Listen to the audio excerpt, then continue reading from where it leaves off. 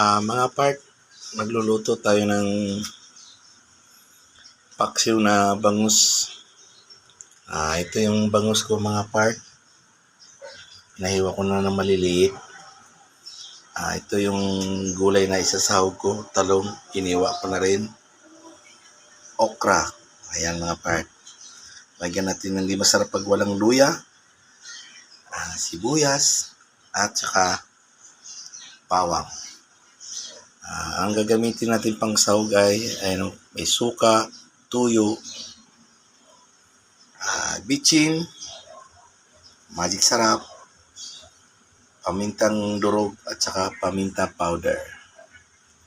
At saka ang panghalo ko na pinaka the best ay itong pork belly na sahog natin. Kailangan iprito muna yan siya.